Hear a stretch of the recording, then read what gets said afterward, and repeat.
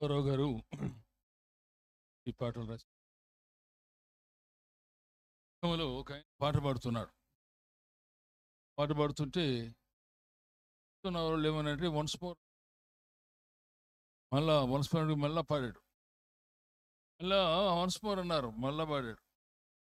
ఇంకా వన్స్ మోర్లు ఎక్కువైపోయినాయి. ఆయన నన్ను అడిగాను, ఏమండి మాటి మాటికి వన్స్ మోర్ అంటారు, ఎన్నిసార్లు మీరు అంటారు ఏంటి అని. అయ్యా, నువ్వు కరెక్ట్గా పాడేంత వరకు కూడా వన్స్ మోర్ అంటావు. కొన్నిసార్లు మన దేవరాజు గారు, నేను ఒకసారి హైదరాబాద్కి ఆ దినాలు వెళ్ళాం. ఇప్పుడు రేడియోలో పాట పాడడానికి ఓ పాట మేము పాడుతున్నాం. అది దేవరాజు గారి పాటే. ఆయనే దానికి రాగం ఆయన. బసవరాజు గారు దానికి పదాలు ఇచ్చారు.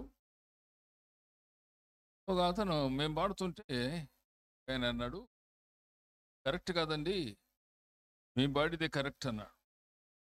ఆయన పాడుతున్నాడు పాట, దేవరాజు గారు గిటార్ కొడుతున్నాడు. రాసిన పాట నేను అన్నాను, ఆయన పేరు డానియల్ పాల్ గారు. డానియల్ పాల్ గారు, మీరు ఎప్పుడు విన్నారండి ఈ పాట? నేను ఏసీ కాలేజీలో బిఎస్ చదివే దినాల్లో విన్నాను, అది మా పాట అండి అన్నాడు. సరే పాడయ్యా అన్నాడు దేవరాజు గారు. దేవరాజు గారు ఆగి, ఎవరు ఈ పాట ఎవరు రాశారని అడిగారు. నాకు తెలియదండి, కానీ మా వాళ్ళే గుంటూరులో రాసి ఉంటారు, ఇది గుంటూరు పాట అన్నారు. సరే దేవరాజు గారు ఆయన పాడుతుంటే గిటార్ కొడుతూ ఉన్నారు. చూసేపు అయిన తర్వాత నేను అన్నాను, ఈ పాట రాసిన ఆయనయ్యా, నువ్వు తప్పు పాడుతున్నా, ఆయన మాత్రం ఏమనుకుండా ఉన్నాడు. అప్పుడు ఈయన డానియల్ పాల్, అంకుల్ మీరేదైనా పాట కొన్నిసార్లు పాటలు పాడేటప్పుడు కూడా మనం అనుకరించాలండి, అది చాలా మంచిది. దేవుని యొక్క వాక్యాన్ని మనం ధ్యానం చేయబోతున్నాం. ఎందుకంటే పగలు స్వామి గారికి మనం టైం ఇవ్వాలి. అందుచేత అరగంట సేపు మాత్రమే దేవుని వాక్యాన్ని ధ్యానిద్దామండి. వచ్చేసి 2 కొరింథీయులకు పత్రిక 5వ అధ్యాయం. పాత తరానికి సంబంధించిన వారు మన మధ్య ఒక ఆయన ఉన్నారు. పాత తరానికి, ఆ దినాల్లో రక్షించబడి ధర్మలో ఆయన కూడా తిరిగి నరసాపూర్ లాంటి వెళ్ళే ప్రదేశంలో ఆయన వాక్యం చెప్పి హరిత నడిపించిన బ్రదర్ ఒక ఆయన మన మధ్య ఉన్నారు. పాత దినాలు వారు ఎలా చేశారు ఏంటి అని అంటే వారు అడగవచ్చు, కానీ టైం లేదు. వారు ఎవరంటే పలుతోటి భూషణం గారు. అయ్యగారు అక్కడ కూర్చున్నారు. వారండి పలుతోటి భూషణం గారు. ఆయన ఆ దినాల్లో 1955, 60 ఆ దినాల్లో వారి సొంతూరు మురుగుండపాడు. అప్పుడు సేవలో ఉన్నారు. ఇది అయిన తర్వాత వారిని కలుసుకొని వారికి వందనాలు చెల్లించండి. ఎందుకంటే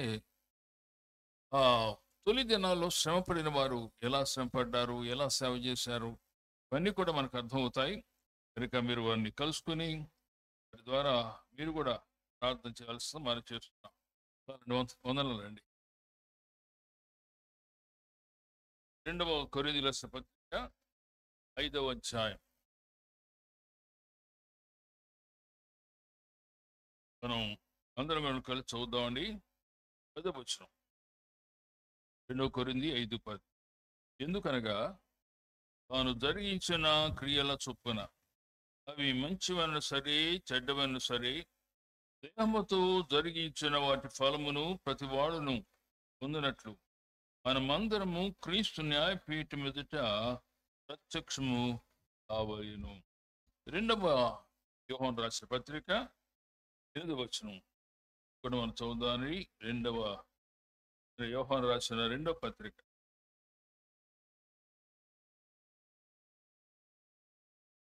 ఒకే అధ్యాయం 8వ వచనం.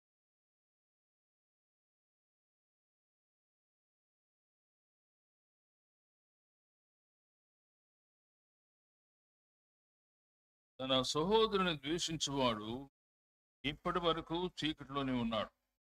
తన సహోదరుని ప్రేమించువాడు వెలుగులో ఉన్నవాడు.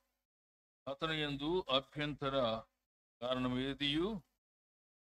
ప్రార్థన చేసుకుందామని. ప్రియమైన మా ప్రభువా, ఈ వాక్యం ధ్యానించడానికి మాకు కావలసిన మీ నడిపింపు, మీ కృప దయచేయండి అయ్యా. మీ వాక్యం మీరే మాట్లాడతారు కనుకనైనా మమ్మల్ని దయచేసి కనికరించి మీ సేవకునైనా ఏ రీతిగా ఉండాలో అది తెలియచేసుకు మనం చేస్తూ యేసునామం పేరిట వేడుచున్నాం తండ్రి.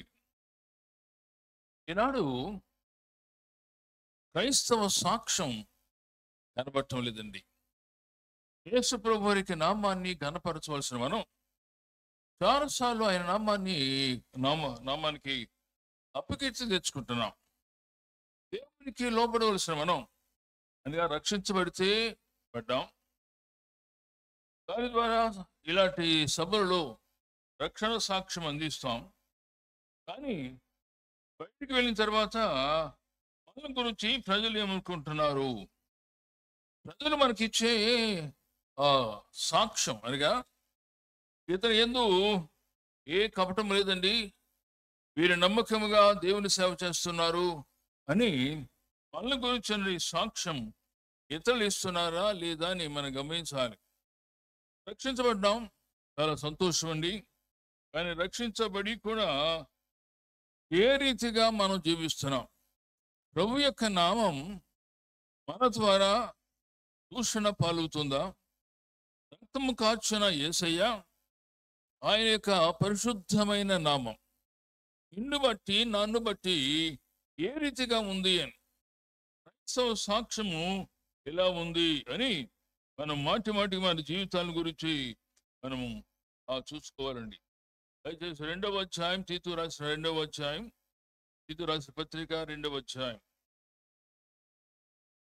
12వ వచనం. మనము భక్తిహీనతను ఇహలోక సంబంధమైన దురాశను విసర్జించి శుభప్రదమైన నిరీక్షణ నిమిత్తం అనగా మహాదేవుడును మన రక్షకుడునైన యేసుక్రీస్తు మహిమ యొక్క ప్రత్యక్షత కొరకు ఎదురు చూచు భక్తితోనూ బతుకుతున్నవలనని మనకు బోధించుతున్నది.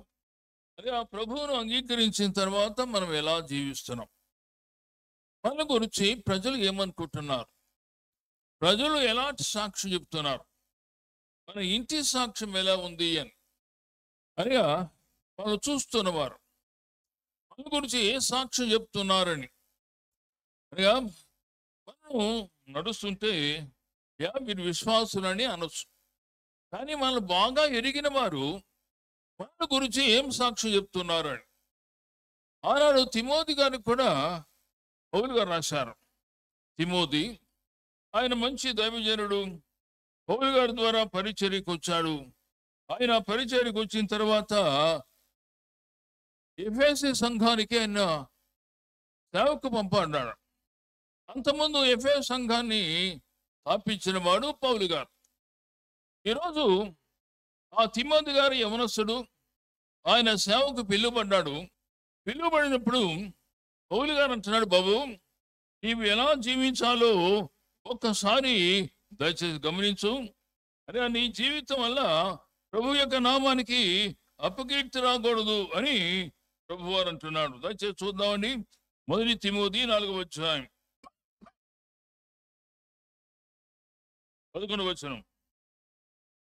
ఈ యవనును బట్టి ఎవడునో నిన్ను తృణీకరింపనీకము, కానీ మాటలోను ప్రవర్తనలోను ప్రేమలోను విశ్వాసములోను పవిత్రతలోను విశ్వాసులకు మాదిరిగా ఉండు. గమనించండి, ఇక్కడ పౌలు గారు తిమోతి యవనస్తుడు తిమోతితో అంటున్నాడు, నీవు యవనస్తుడు అండి, ఈ యవనస్తుడు యవన జీవితంలో ఎలా ఉండాలి? నీవు సంఘమును నడిపించడానికి పంపడ్డావు. ఆ సంఘాన్ని పౌలు గారే మొదట స్థాపించారు. యవనస్తుడు అంటే తిమోతిని పంపించాడు. తిమోతి గురించి చెప్తున్నాడు. నిన్ను ఎవరు కూడా తృణీకరించకుండా నీ మాట, నీ యొక్క జీవితం చాలా ప్రత్యేకంగా ఉండాలి.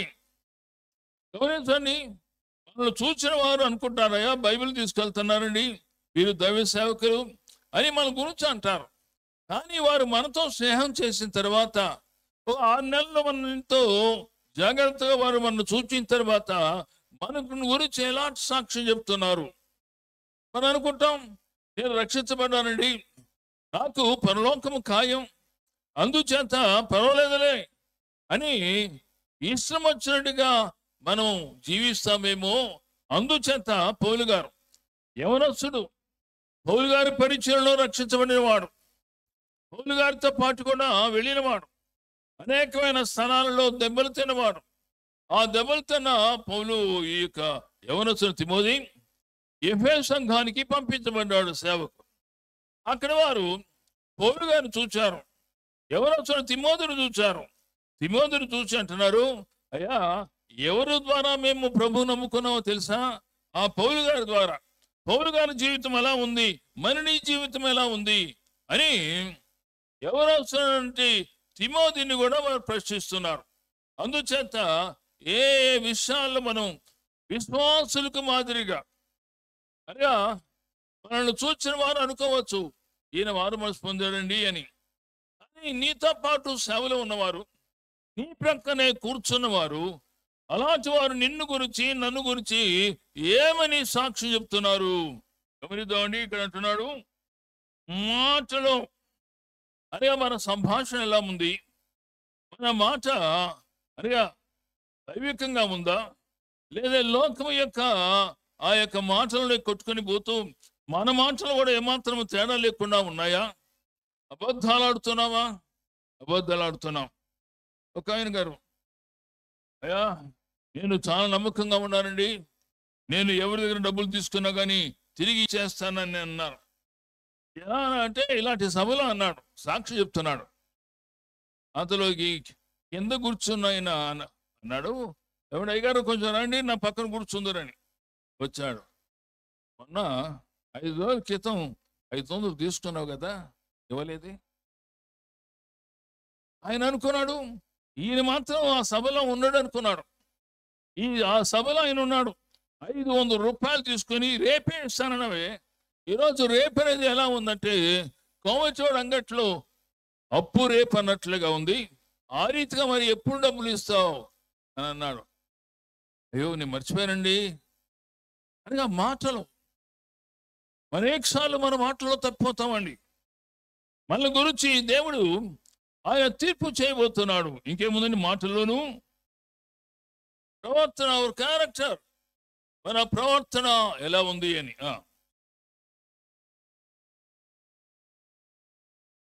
ప్రేమలో మన దైవికమైన ప్రేమ, దేవుని యొక్క ప్రేమ, అగాపే ప్రేమ.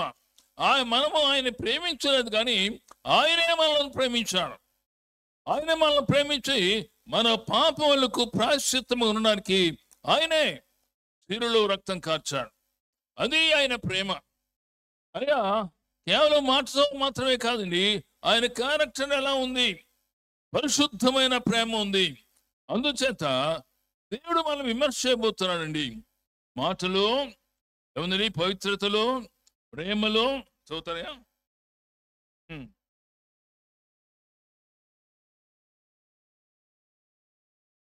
చూడండి, విశ్వాసం, పవిత్రత, వీటన్నిటిని గురించి దేవుడు మనల్ని తీర్పు తీర్చబోతున్నాడు. ప్రభుని అంగీకరించా మంచిదే, రక్షించబడ్డా మంచిదే. కానీ ఒక సంగతి అండి, విశ్వాసికి తీర్పు ఉంది. ఈనాడు మనకు తీర్పు లేదండి. ఒకనాడు పాపంలో ఉన్నాను, ప్రభు నన్ను కనికరించాడు, నా యొక్క పాపాలన్నీ క్షమించాడు, వాస్తవమే. రక్షించబడిన తర్వాత మన జీవితం ఎలా ఉంది, అది పౌలు గారు ఈ 2వ కొరింథీ 5వ అధ్యాయం అంటున్నాడు. మరొకసారి ఆ మాట చదువుతానండి, 10వ వచనం. ఎందుకనగా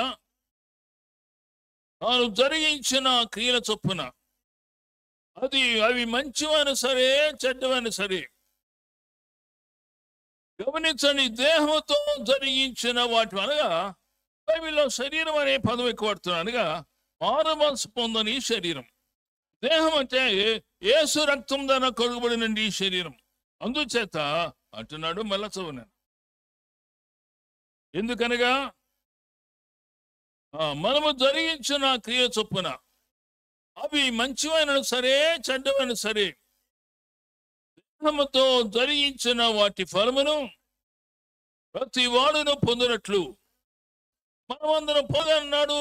నేను మీరు అందరం కూడా.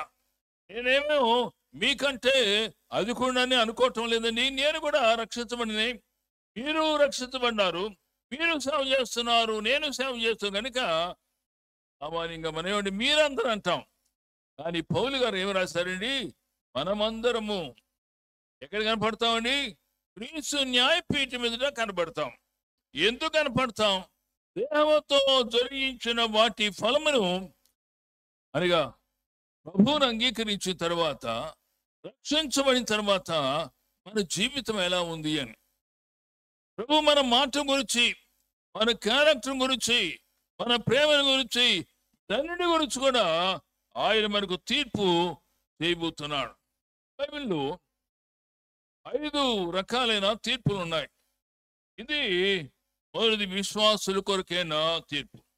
అవిశ్వాసుల కొరకైన తీర్పు ప్రకటనలో 20వ అధ్యాయంలో మనం చూస్తున్నామండి. అయితే దేవుడు మనకు మాత్రమే కాదండి, ఆయన దేవదూతలకు కూడా ఆయన తీర్పు తీర్చబోతున్నాడు. దయచేసి గమనిద్దామండి. ఆయన దేవదూతలకు కూడా ఆయన తీర్పు తీర్చబోతున్నాడు. మత్తయి సువార్త 25వ అధ్యాయం 31 నుండి 46 వరకు కలదండి. అక్కడ అన్య దేశాలకు తీర్పు తీర్చబోతున్నారు. అన్య దేశాలు ఉన్నాయి. వారు ప్రభువుని గురించి ఎలా మాట్లాడుతున్నారు, ప్రభువుని తిరస్కరిస్తున్నారని దేశాలకు కూడా ఆయన తీర్పు తీర్చబోతున్నాడు. వ్యక్తులు ఆయన వారికి విశ్వాసం తీర్పు ఉంది. అందుకని జాతులు లేని వారికి అనగా నేషన్స్ అనగా ఇలాంటి అనగా మనం ఐదు దేశంలో ఉన్నాం. ఇలాంటి దేశాల్లో ఉన్న వారికి కూడా ప్రభుత్వాలకి తీర్పు తీర్చబోతున్నాడు. ఆయన సువార్త వారికి వినిపించబడగా వీరు సువార్తలు విన్నారా? వినిన వారు ఎలా స్పందించారు? ఆయన సేవకులను వారిని హింసించారా? వారు ప్రేమతో దేవుని వాక్యం చెబుతుంటే వారిని కటకటాల మధ్య బంధించేశారా? కటకటాల మధ్య వారిని బంధించడం అంటే వాస్తవం కానీ వారు వాక్యను మాత్రం బంధించలేరు. అనగా రెండవ తీర్పు ఏంటంటే జాతులైన వారికి అనగా ప్రభువును హింసించిన, సువార్తను కాళ్ళతో తొక్కేసిన వారికి తీర్పు ఉందండి. ఇశ్రాయేలు జాతికి కూడా తీర్పు ఉందండి. యెహెజ్కేలు గ్రంథంలో 20వ అధ్యాయం 37 వచనం చదువుతారా? 37, 38. యెహెజ్కేలు గ్రంథం 20వ అధ్యాయం 37, 38.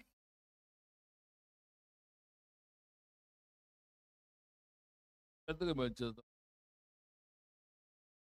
చేతి కర్ర కింద ఇవును దాటించి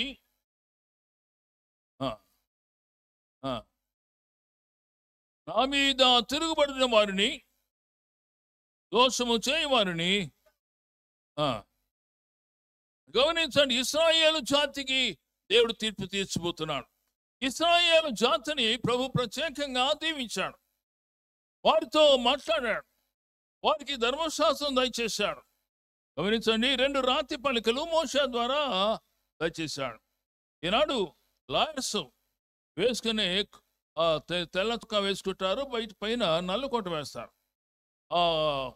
అక్కడ ఒక 2 పేలికలుగా ఉన్నట్టు బౌ వారు కట్టుకుంటారు. దాని అర్థమేమంటే మోషే ధర్మశాస్త్రం అని. ధర్మశాస్త్రం మోషే ద్వారా దేవుడు ఆనాడు ఇశ్రాయేలు జాతికి ఇచ్చాడు. అంత మాత్రమే కాదని ప్రతి దేశానికి కూడా ఇచ్చాడు. ఈ దేశాలన్నీ ఏ రీతిగా ఉన్నాయి? మరి ముఖ్యంగా ప్రభువారు ఇశ్రాయేలు దేశాన్ని బాగా దీవించాడు. అందుకనే వారు ఎక్కడ వెళ్ళినా కానీ జయం. వారు ప్రభువుని హింసించినప్పుడు వారు అన్నారు, ఆ పాపం మా మీదను మా పిల్లల మీద ఉండుగాక అన్నారు. వెంటనే వారు అనేకమైన దేశాలకు చెదిరిపోయారు. ఇప్పుడు వారి దేశానికి వచ్చారు 47 సంవత్సరం. మనక సెప్టెంబర్ నెలలో మనకంటే ఒక నెల ఆలస్యంగా ఇశ్రాయేలు దేశానికి స్వాతంత్రం వచ్చింది. అయినప్పుడు కూడా దేవుడు ఆ దేశాన్ని బహుగా దీవించాడు. ఇశ్రాయేలు దేశం ప్రభుని నమ్ముకుందా? ఇశ్రాయేలు దేశం ప్రభుని గాయపరిచింది. కానీ ఈనాటి పరిస్థితుల్లో ఇశ్రాయేలు దేశం ఎలా ఉంటుందని ఇశ్రాయేలు జాతికి కూడా దేశానికి ఆయన తీర్పు తీర్చబోతున్నాడండి. తీర్పు తీర్చబోతున్నాడు. ఆ తర్వాత 1 కొరింథీ రాసిన పత్రిక 6వ అధ్యాయం 3వ వచనం. 1 కొరింథీ 6:3. అదండి, మనము దేవదూతలకు తీర్పు తీర్చదము అనగా ప్రభువు మీద తిరుగుబాటు చేశారండి. సాతానుగాడు, ఆర్కేంజల్ అనగా ప్రధాన దూత, దేవుని యొక్క సముఖంలో ఉంటూ ప్రభువుని ఆరాధిస్తూ ఆరాధనకు నాయకత్వం వహించాడు సైతానుగాడు. ప్రధాన దూత దేవుని మీద తిరుగుబాటు చేసింది. అప్పుడు కొంత దేవదూతలను ప్రభు అక్కడి నుండి నెట్టివేశాడు. ఆ పడిపోయిన దేవదూతలు కూడా తీర్పు ఉంది. ఈనాడు ఎవరికైనా దయ్యం పట్టింది అనుకోండి, ఆ దయ్యం వదిలిగొట్టాలని ఓ సోదరుడు అన్నాడు, అయ్యా పలానా ఆమెకి దయ్యం పట్టింది అన్నారు. అంటూ ఆయన ఏమన్నారంటే, ఎన్ డానియల్ గారు, ఎల్ఈఎఫ్ స్థాపించిన ఆయన, జాషువా డానియల్ గారి తండ్రి గారు, ఎన్ డానియల్ గారు పట్టాడండి ఆమెకి, నేను ఎల్లగొట్టానన్నాడు. నాకు చాలా బాధ కలిగింది. ఎందుకంటే ఆయనకు లేఖనం అర్థం కాల. అయ్యా, ఒక మనిషి మరొక మనిషికి పట్టరండి. అయితే పట్టింది ఎవరు? పడిపోయిన దేవదూతలు. వాడు అబద్ధానికి జనకుడు, అబద్ధం పొరపాటు కూడా మాట్లాడినవాడు. వాడు ఎవరో భక్తులేగా పేర్లు చెప్పి మనం అనుకుంటాం ఆ భక్తులే ఆమెకు పట్టాడు, ఆయనకి పట్టాడని. కాదండి. అనగా పడిపోయిన దేవదూతలకు ఒకనాడు ప్రభు తీర్పు తీర్చబోతున్నాడు. మనము చాలా జాగ్రత్తగా ఉండాలండి. ఒక దయ్యం పట్టిందనుకోండి, ఒకరికి లోపల ఉన్నవాడు ఒక మనిషి అనుకుందాం. ఆ మనిషికి ఎంత బలమో, దయ్యం పట్టిన వాడికి ఎంత బలమో అంతకంటే ఎక్కువగా ఉంటుంది. ఎందుకంటే ఆ దయ్యము పడిపోయిన అనగా చనిపోయిన ఒక మనిషిని పట్టడం కాదండి. అనగా దయ్యాలు అనగా దేవుని మీద తిరుగుబాటు చేస్తున్నట్టు ఈ దయ్యాలు, ఆ దయ్యాలకు కూడా ప్రభువారు ఒకనాడు తీర్పు తీర్చబోతున్నాడు. ఆ రీతిగానే రక్షించబడకుండా ఉన్నవారు, వారి గురించి దేవుడు తీర్పు తీర్చబోతున్నాడు. ప్రకటన గ్రంథం అండి 20వ అధ్యాయం 11వ వచనం.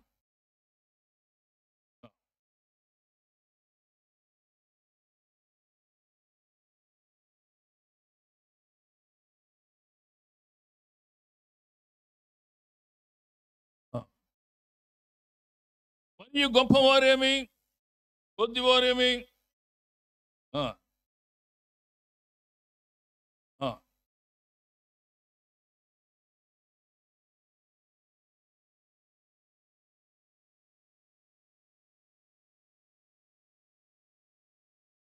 గమనించండి, ఈ మృతులు ప్రభువు నేరకుండా లోకంలో జీవించి చనిపోయారు.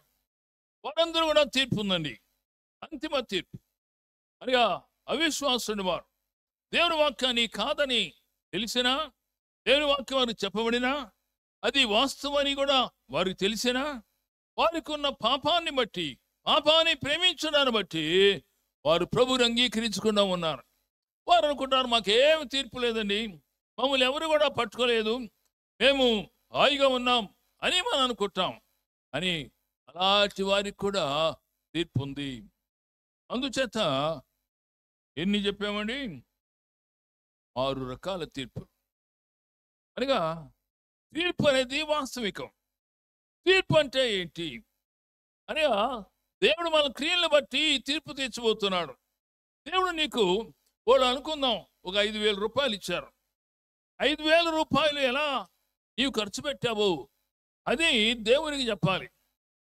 గమనించండి, వారి దగ్గర నుండి డబ్బులు తీసుకున్నాడు ఒక 5,000. ఏం తీసుకురావాలని ఆమె అన్నీ రాసిచ్చింది. తీసుకొచ్చాడు. తీసుకొచ్చిన ఎంత ఆలోచించినా 5,000కు 5,000 సరాసరి తీసుకొచ్చినట్టు లేడు. 500 800 రావటంలా. భార్య అడుగుతుంది, ఏమయ్యా 5,000 తీసుకెళ్ళావు కదా, మీరు నీవు తీసుకురావాల్సిన వస్తువులన్నీ కూడా 5,000 రూపాయల లోపే, కానీ తీసుకొచ్చింది మాత్రం 4,020 రూపాయలు. 80 ఏమైంది అని భార్య అడుగుతుంది. నీకెందుకని? డబ్బులు నాయి కదా, డబ్బులు నీవే సంపాదించినవే. అయినా భార్య అడుగుతుందండి. 500 కోసం నీ భార్య నిన్ను విమర్శ చేస్తుంటే, నీకు రక్షణ అనుభవించి నిన్ను ప్రేమించి నీ కోసం పరిశుద్ధమైన సంఘాన్నిచ్చి, అయ్యా నీ వారి కోసం ప్రార్థించాలి, నీవు కూడా ప్రార్థన చేయాలి, అయ్యా మనం కలిసి ప్రార్థన చేద్దామంటూ ఉండగా నా దగ్గరే నమ్మకంగా నువ్వు లేవే, అలా అయితే దేవుడి దగ్గర ఎలా నమ్మకంగా ఉండవాలి? అందుచేత దేవుడు విశ్వాసులకు తీర్పు తీర్చబోతున్నాడు. విశ్వాసం మనం గమనించాలండి. మన తీర్పు లేదండి, హాయిగా ఉంటాం అనుకుంటాం. కానీ ఇక్కడ ఏ సింహాసనం అండి? క్రీస్తు న్యాయపీఠం ఎదుట ధవళ సింహాస తీర్పు అవిశ్వాసుని వారికి. ప్రభువును గురించిన వర్తమానం విన్నా లోబడకుండా పాపంలోనే జీవిస్తున్న వారికి, భార్య పట్ల భర్త పట్ల నమ్మకము లేకుండా, ఎవరు చూడలేదే, ఎవరు కూడా నేను కాదనిలే అని అనుకుంటూ ఉంటాం. అని ఈనాడు మిమ్మల్ని బట్టే కదా నా నామము అన్యజనుల మధ్య దూషించబడుతుంది.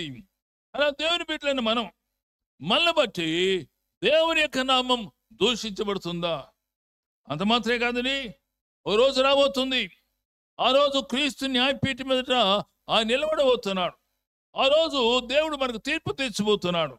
ఏమండి, మన దేహముతో జరిగించిన వాటి విషయం, అవి మంచివైనా సరే, అవి చెడ్డమైనా సరే, ప్రభువు మనకు ప్రతి ఒక్క వ్యక్తికి, ప్రతి రక్షించబడిన వ్యక్తికి ఆయన తీర్పు తీర్చబోతున్నాడు. అందుచేత మనం గమనించాలండి, మనకు దేవుడు తీర్పు తీర్చబోతున్నాడు కనుక భయము కలిగి ప్రభువు దగ్గర నమ్మకంగా జీవించాలి. అయ్యా నేను రక్షించబడ్డానండి, నేను వారికి వీరికి సువార్త చెప్పానండి, అవన్నీ మంచివే. కానీ యేసు ప్రభు వారికి నామానికి నీవు ఎక్కడైనా అపకీర్తి తీసుకొస్తున్నావా? డబ్బు విషయంలో నీ భార్యని నమ్మటం లేదు. అయితే దేవుడి యొక్క సన్నిధిలో నీవు ఎలా నిర్దోషంగా కనబడగలవు? మాటలో పవిత్రత ఉండాలి, కార్యక్రమంలో పవిత్రత ఉండాలి. మన మాటలో, మన ఉనికిలో కూడా ప్రభు ఆయన తీర్పు తీర్చబోతున్నాడు అని మనం గమనించాలండి. 1 కొరింథీ రాసిన పత్రిక 4వ అధ్యాయం 1-2 వచనాలు. అమ్మ కొంచెం వినపడలేకపోతుంది ఎందుకు?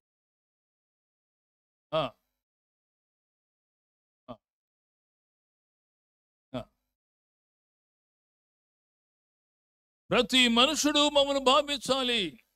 అమ్మ చాలు, పురుషుడు కొంచెం పెద్దగా. ఇలాగున క్రీస్తు సేవకులు మరియు దేవుని మర్మముల విషయములో గృహ నిర్వాహకులను గమనించండి. అని రక్షించబడిన ప్రతివారు కూడా సేవకులేనండి. అనగా సంఘంలో లేదు, సంఘం వెలుపల అనగా మన ద్వారా దేవుని యొక్క నామం కనపరచబడాలి. అందుచేత చూడండి, దేవుని మర్మముల విషయములో గృహ నిర్వాహకులు మరియు ప్రతి మనుషుడు మమ్మల్ని గురించి భావించాలి అని ఆ గృహ నిర్వాహకుడు, మేనేజర్, ఆ రోజు యేసయ్య గారు పోతీఫర్ ఇంటికి ఆయనే మేనేజర్, గృహ నిర్వాహకుడు. ఈ గృహ నిర్వాహకుని మీద ఆ యొక్క అతని భార్య కనివేసింది. ఆ భార్య అనగా ఎవరైతే ఉద్యోగం ఇచ్చారో, ఎవరిదైతే పనిచేస్తున్నాడో అతని భార్య కన్ను వేసింది. కన్ను వేసినప్పుడు ఈయన ప్రభువుకు లోబడ్డాడు. ఇంత ఘోరమైన దుష్కార్యం చేసి నేను దేవునికి విరోధముగా నేను ఎలా ఉండగలను, ఎలా పాపం చేయగలను? గమనించండి, చూస్తున్న దేవుడు. ఈరోజు నా సొంత వారు లేరు అనగా యాకోబు గారి సంతతికి నేను ఒక్కడే ఈ రీతిగా అమ్మబడిన వాడను. మా అన్నలు, నా తమ్ముడు వారు మా నాయన దగ్గర ఉన్నారు. ఈరోజు నేను ఎవరో ఎరుగని ఒక వ్యక్తికి ఇంటిలో నేను గృహ నిర్వాహక పనిచేస్తున్నాను అని చెప్పి పాపము ఎంతో శోధిస్తున్నప్పుడు పాపానికి లోబడలేదండి. మనుషులు ఏమైనా చూస్తున్నారని భావం కాదండి, దేవుడు చూచుచున్న దేవుడు. మనము మన అంతరంగ జీవితంలో, ఒంటరి జీవితంలో ఎలా ఉంటున్నాం? ప్రభువుకు పరిశుద్ధంగా ఉంటున్నామా? ప్రభువుకు లోబడి మనం జీవిస్తున్నామా? ప్రభు క్రీస్తు సేవకులు మరియు దేవుడు మాకు వరాలు ఇచ్చాడు. ఆ వరాలను దేవుని మహిమార్థమై వాడాలి. గృహ నిర్వాహకులు దేవుడు మనకు తన యొక్క వాక్య ప్రకటన కొరకు కొన్ని వరాలు దేవుడు ఇస్తున్నాడు. ఆ వరాలు మన యొక్క వ్యక్తిగతమైన అభివృద్ధి కొరకు వాడుకోవడం కాదు, దేవుని కొరకు ఎలా వాడుతున్నాం. మీరు బాగా పాడుతున్నారని అంటే నిజమని అనుకుంటున్నాం, కానీ దేవునికి మహిమ వస్తుందా లేదా నీకే మహిమ వస్తుందా? వీటన్నిటి విషయంలో దేవుడు మనలను లెక్క అడుగుతున్నాడు. దేవుని యొక్క సమయాలు, దేవుడు మనకి ఇచ్చిన సమయాలండి. రోజుకి 24 గంటలు ఉన్నాయి. ఈ 24 గంటలు మనం సంపాదించుకోలేదండి. డబ్బు సంపాదించుకోవచ్చు, పెళ్లి సంపాదించుకోవచ్చు, కానీ సమయాన్ని మాత్రం మనం సంపాదించుకోలేం. అయ్యో ఇప్పుడే ఉన్నారు కదండి, ఏమైంది అని మనం అనుకుంటాం. హార్ట్ అటాక్ వచ్చిందని చనిపోయారు. నిన్నే చెప్పారు స్వామి గారు బాంబేలో. అనగా ఈ గుండె ఆపరేషన్ చేసి రోగుల్ని పరీక్షించడానికి వచ్చిన ఆ యొక్క ఆమె కుప్పగోలి చచ్చిపోయింది. ఎందుకు? Heart attack. ఈ హార్ట్ అటాక్ ఎందుకు వచ్చింది అని చెప్పలేము. అనగా ఎలా మన సమయాన్ని వాడుకుంటున్నాం? మన సమయాలు మన చేతులు లేవు. దేవుడు మన సమయాల గురించి ఆయన మనలను లెక్క అడగబోతున్నాడు. నేను అయ్యగారు చెప్పారండి, ఈ దినాల్లో మన ఇళ్లలో మన పిల్లల వద్ద, పెద్దల వద్ద, అందరి దగ్గర మనకు ఫోన్స్ ఉన్నాయి. పిల్లలు గొడవ చేయకుండా ఉండాలంటే ఆ ఫోన్ ఇచ్చేస్తున్నారు. ఎందుకయ్యా ఫోన్ ఇస్తున్నామంటే ఆ ఫోన్తో ఆడుకుంటారండి, మన పని మనం చేసుకోవచ్చు అని. వారు ఫోన్తో ఆడుకుంటున్నారు, కానీ ఫోన్లో అశ్లీల సాహిత్యం ఉంది. రెండోది, ఆ ఫోన్లో ఉన్నటి కరెంట్ రేడియేషన్ చిన్న బిడ్డల యొక్క ఎముకలకు మంచిది కాదు. ఎముకలు బలహీనం అవుతాయి. మనకు తెలియకుండానే వారికి ప్రమాదాన్ని తీసుకుని వస్తున్నాం, వారికి మరణాన్ని దానంగా మనం ఇస్తున్నాం. ప్రభు అన్నాడు, సమయము నాది, నేను నీకు ఇచ్చాను సమయాన్ని. ఈ సమయాన్ని ఎలా వాడుకుంటున్నాం? పౌలు తిమోతి గారితో అన్నాడు, పౌలు గారు ఆయనే తిమోతిని బహుగా ప్రేమించాడు. పౌలు గారితో మాట్లాడతాయా, ముస్లిం ముచ్చటలు విసర్జించు అనే. ఎప్పుడైతే ఈ ముచ్చటలు దిగామో టైం మాత్రం తెలియదండి. 3-4 కలిసి ఉంటాం ప్రార్థన చేసుకోవడానికి. అంతలోకి ఎవరు అంటారు, ఆ అబ్బాయి సంగతి ఏంటని, అబ్బాయి సంగతి అనేటప్పటికి ఇంకో ఆ అమ్మాయి సంగతి ఏంటని. ఈ రీతిగా దేవుడు మనకి ఇచ్చిన సమయాన్ని ఏదో మనం సంపాదించుకున్నట్లుగా ఆ సమయాన్ని వ్యర్థం చేస్తున్నాం. సమయం అంది కాదండి, దేవుడిచ్చాడు. ఈ దేవుడు రేపు మనం అడగబోతున్నాడు, నేను నీకు ఇచ్చిన సమయాన్ని నీవు దుర్వినియోగం చేస్తున్నావా, సద్వినియోగం చేస్తున్నావా? మనము అనేక సార్లు మనం తెలియకుండానే సమయం గతించిపోతుంది. దేవుని కొరకు పనిచేయవలసిన మనం, సాక్ష్యం ఇవ్వవలసిన మనం సాక్ష్యం వెళ్ళిపోతున్నాం. అపవిత్రమైన ముచ్చటలకు మనం బలవుతున్నామండి. తెలియకుండానే వాటిలో ఇరుక్కుంటున్నాం. అందుచేత ప్రభువారు మన యొక్క మాటల గురించి ఆయన లెక్క అడుగుబోతున్నాడు. ప్రభుని ఎరిగిన తర్వాత రెండవది, ప్రభు మనకు కొన్ని తలాంతులు ఇస్తారు. అది ఆ పుట్టుకతోనే వచ్చే వరాలు ఉన్నాయి. కానీ ప్రభుని ఎరిగిన తర్వాత మంచి కొన్ని వరాలు. ప్రభుని ఎరిగిన వారు అదిగా పరమ మోటోడండి ఆయనకు మాట్లాడరాదండి. ఇప్పుడైతే ప్రభువుని ఎరిగిన తర్వాత ఆయన మాటలు ఆశ్చర్యంగా ఉంటాయండి. ఎంతో మంచి సంభాషణ ఉంటాయి. నా స్నేహితుడు, ఆయన పేరు సాముయేల్ జాన్. వాళ్ళ ఆయన మొరటివాడి.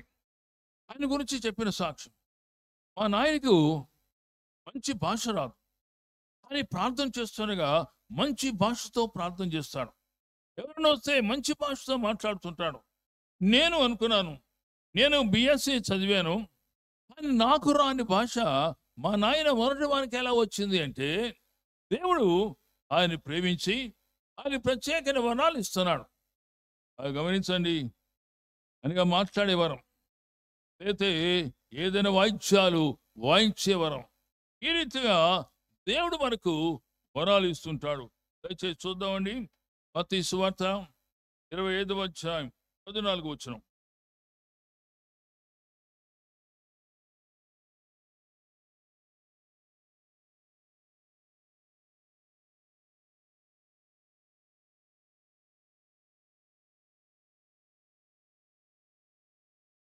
ఒకరికి 5 తలాంతులు, ఒకనికి 2, ఒకటి. గమనిద్దామండి. అనగా ఇక్కడ దాసులు ఉన్నారు. ఈ యొక్క యజమాని ఆయన వెళుతున్నాడు వ్యాపారం కోసం, మళ్ళా తిరిగి వస్తాడు. ఆయన ఏమన్నా అంటే, బాబు నేను మీకు ఇచ్చిన తలాంతులతో మీరు వ్యాపారం చేయండి అని. వ్యాపారం అనేది పాపం కాదండి, నమ్మకంగా చేయాలని అర్థం. అనగా దేవుడు మనకు తలాంతులు కొన్ని ఇస్తాడు.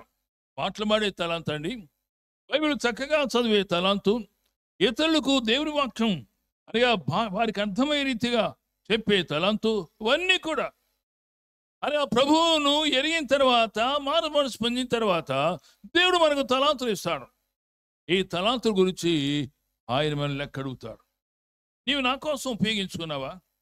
ఉపయోగించుకున్న ఆ రీతిగానే కొంతమంది రక్షించబడతారు. దేవుడు ఇచ్చిన తలాంతులు ఉపయోగించరండి. రక్షించబడినప్పుడు ఎలా ఉన్నారు, 10 సంవత్సరాలు అయిన తర్వాత కూడా అలాగే ఉంటారు. ఒకనాడు కర్నూలు వెళ్ళాల్సి వచ్చింది ఒక వివాహంలో మాట్లాడడానికి. అయిన తర్వాత ఒక ఆయన నా దగ్గరే కూర్చున్నాడు. అన్నా, ఫలాని టైంలో 1948వ సంవత్సరం నేను ఫాక్స్ గారు వాక్యం విని రక్షించబడ్డానన్నాడు. చాలా సంతోషం అన్నా. మళ్ళా భోజనాన్ని కూర్చున్నప్పుడు కూడా నా పక్కనే కూర్చున్నాడు. మళ్ళా అదే మాట, పెద్దవాడిన మళ్ళా అదే మాట. ఎప్పుడు చూసినా కానీ మళ్ళా అదే మాట అండి. అక్కడి నుండి ఏమాత్రం పెరగడు. నేను ఎవరో ప్రసంగం చేస్తే మారుమనసు పొందలేదండి. ఫాక్స్ అనే దొరగారే ప్రసంగం చేస్తే నేను నమ్మాను, మారుమనసు పొందాను అని మాటి చెప్తున్నాడు. కానీ అక్క నుండి కదలటం లేదు, అక్క నుండి పెరగటం లేదు. అలాంటి సమయాలలో దేవుడు మనకు తీర్పు తీరుస్తున్నాడు.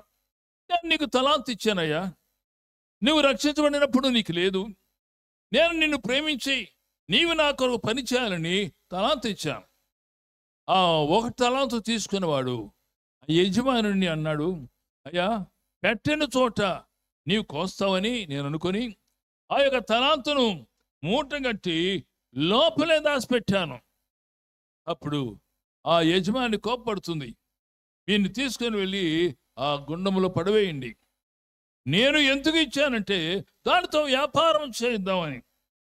ఈనాడు మనకు కూడా, రక్షించబడిన మనకు ఆయన పక్షంగా వ్యాపారం చేయాలి.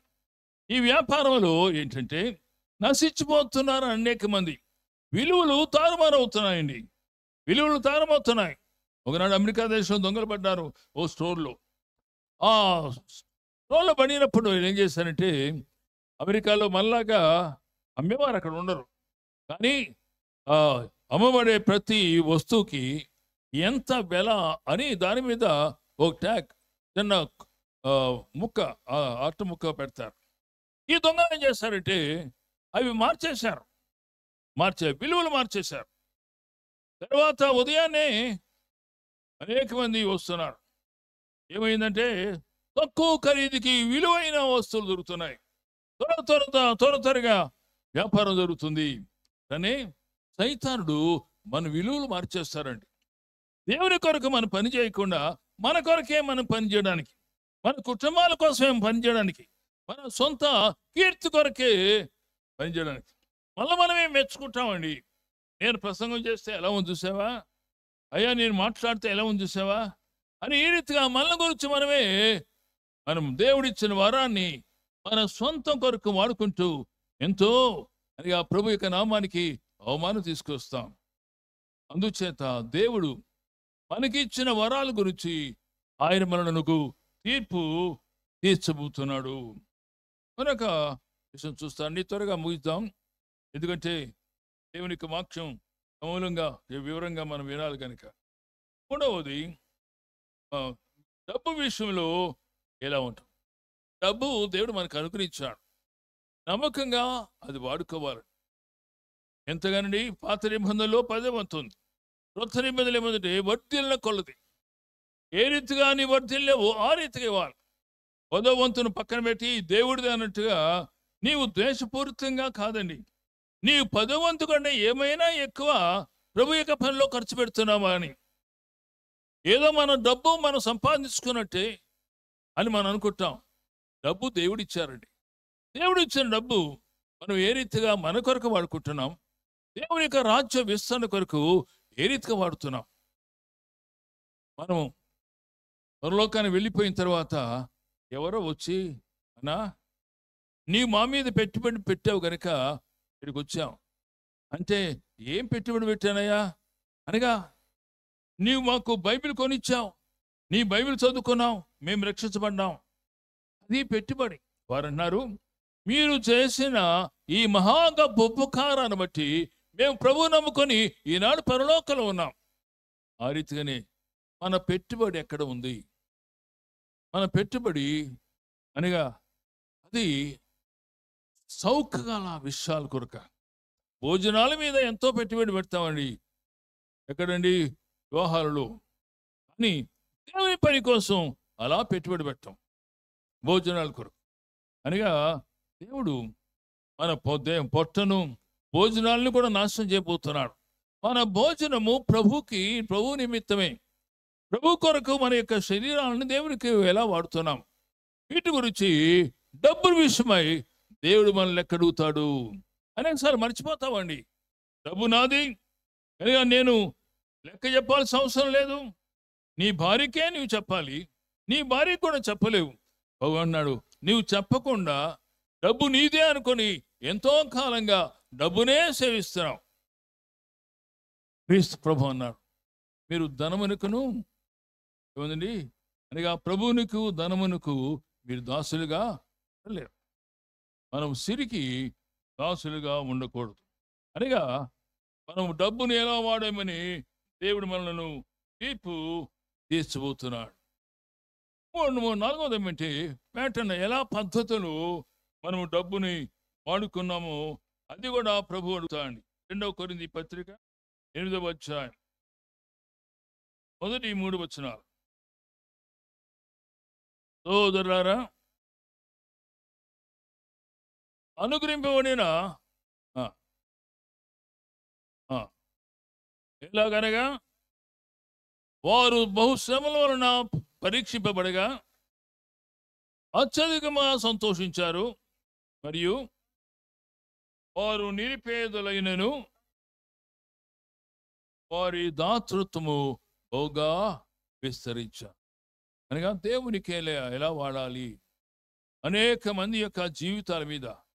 గమనించండి, ఈరోజు బైబిల్ మనకు వచ్చిందంటే దీన్ని ప్రింట్ చేయడానికి ఎంతో ఖర్చు అవుతుంది. కానీ మనకు 100 రూపాయలు 150 రూపాయలు వస్తున్నాయండి. ఎందుకంటే మరొకరు దానికి మేము పెట్టుబడి పెట్టారు. అందుచేత మన చేతుల్లోనికి బైబిల్ వచ్చాయి. మనం ఏ రీతిగా డబ్బుని వాడుతున్నాం. పైగా నేను బాగా చెప్పారండి, అంచేత తిరిగి ఆ విషయాలు చెప్పనక్కర్లేదు. కానీ మన హృదయాలు పరిశీలన చేసుకుందాం. God is going to judge. దేవుడు మనం తీర్పు తీర్చబోతున్నాడు. విశ్వాసులైన మనని ఆయన 1 కొరింథీ 16వ అధ్యాయం 7వ వచనం. నేను వచ్చినప్పుడు చందా పోగు చేయకుండా ప్రతి ఆదివారమున మీలో ప్రతివాడును తాను వర్ధిల్ల కొలది ఇక్కడ పద్ధతి చెప్తున్నాడు. ప్రతి ఆదివారమైన సంఘంలో ఆరాధనలు కానుకలు ఇవ్వటం. కొంతమంది ఇండ్లకు తిరిగి డబ్బు వసూలు చేస్తుంటారు. అది దైవికమైన పద్ధతి కాదు. అని ఆ దేవుని ఆలయంలోనికి రావాలి. రక్షించబడిన మనకు ఆయన మనకు రక్తం కార్చాడు, తన శరీరాన్ని కొట్టబడడానికి ఇచ్చాడు. ఆయన మనల్ని ఎంతగా ప్రేమించాడు. దేవా, నీవు నన్ను ఎంతగా ప్రేమించావు కనుక ఈ 10వ వంతు ఇస్తున్నాను అనుకోవచ్చు. అంతేకాదండి, 10వ వంతు కంటే ఎక్కువగా అది నీకును ప్రభుకు మధ్య ఉన్నట్టుగా ప్రభు మన కొరకు ఎంతో ఆయన ప్రేమతో తన శరీరాన్ని కొట్టబడడానికి తన రక్తాన్ని ఉచితంగా మనకు అనుగ్రహించాడు. దానిని డబ్బుతో మనకు వెల కట్టలేం. ఈరోజు నేను అయ్యగారు చెప్పారండి, అమ్మగారి యొక్క బీరువాలో రకరకాలంటి వస్త్రాలు, రకరకాల చెప్పులు అన్నీ ఉన్నాయి. అవన్నీ కొనండి, అవి మనం తీసుకెళ్ళలేం. కానీ ఇలాంటి నశించిపోయే వాటి మీద ఎక్కువ పెట్టుబడి పెడుతున్నామండి. కానీ ఆత్మల మీద, దేవుని యొక్క వాక్యం యొక్క విస్తరణ మీద మనం పెట్టుబడి పెట్టడం లేదు. అనగా మన పెట్టుబడి ఎక్కడ ఉంది? దేవుడు మనల్ని తీర్పు తెచ్చిపోతున్నాడు. క్రీస్తు న్యాయపీఠం ఎదుట మనం నిలబడబోతున్నాం. నరకము నుండి తప్పించబడిన మాట వాస్తవమైనప్పుడే కూడా ప్రభువారు మనల్ని ఎక్కడుగుతున్నాడు. ఆయన మనకు అవార్డ్స్, బహుమానాలు ఇవ్వబోతున్నాడు. దేవుణ్ణి ప్రేమిస్తున్నామా లేదా మనం ప్రేమించుకుంటున్నామా? మనం అనుకోవచ్చు, అయ్యా నేను ఏ పాపం చేయటం లేదు అని. పాపం చేయని మాట వాస్తవం ఉండొచ్చు అండి, కానీ ప్రభువును ప్రేమించడం లేదు కదా, ప్రభు యొక్క కార్యక్రమాలను ప్రేమించడం లేదు కదా. గమనించండి, దేవునికి దాసులు దేవుని పని చేయాలి. దేవునికి దాసులు దేవుని పక్షంగా కరపత్రాలు ముద్రించాలి. ఈ రీతిగా ముద్రించబడిన కరపత్రాలు చదువుకొని రక్షించబడిన వారు అంటారు, అయ్యా నీవు కరపత్రం మీద ఎంతో పెట్టుబడి పెట్టావు, దాన్ని బట్టి నేను యేసు నమ్ముకున్నాను, నేను పరలోకానికి వచ్చాను. నువ్వు ఈ డబ్బుని నమ్ముకోలేదు, ఈ డబ్బుని నమ్ముకోకుండా ప్రభుని అనేక మంది యొక్క ఆత్మీయ జీవితాల మీద పెట్టుబడి పెట్టావని అని చెప్తారట. కనుక విశ్వాసం లేని వారికి తీర్పు ఉంది. మనం గమనించాలండి, ఆ తీర్పు మనందరి మీద రాబోతుంది. ప్రభువుని ఎలా ప్రేమిస్తున్నాం? ప్రభువుని ప్రేమించే వారంగా ఉన్నామా లేదా మనం ప్రేమించే వారంగా ఉన్నామా? దయచేసి తల వంచుదామండి, ప్రార్థన చేస్తాం. ప్రియమైన మా తండ్రి, ఘనమైన మా ప్రభువా, విశ్వాసులైన వారికి తీర్పు ఉంది. క్రీస్తు న్యాయపీఠం మీదట మేమందరం కనబడబోతున్నాం. అయ్యా, మా మంచితనం కాదు, కానీ మిమ్మల్ని ఏ రీతిగా ప్రేమిస్తున్నాం. మీరు మమ్మల్ని బహుగా ప్రేమించారు, రక్తము కారణంతగా ప్రేమించారు. కనుక నైనా మరలా మేము మిమ్మల్ని బద్దులం విన్నాం. అందుచేత అయ్యా మాకు కూడా తీర్పు ఉందని గమనించి భయముతో అయ్యా ముందుకు సాగడానికి నాకు మా అందరికీ అలాంటి కృప దయచేయడం మనం చేస్తూ, ఇంతవరకు నైనా మీరు మమ్మల్ని నడిపించారు. ఈ దాసుడు మీ వాక్యాన్ని అందించబోతున్నారు.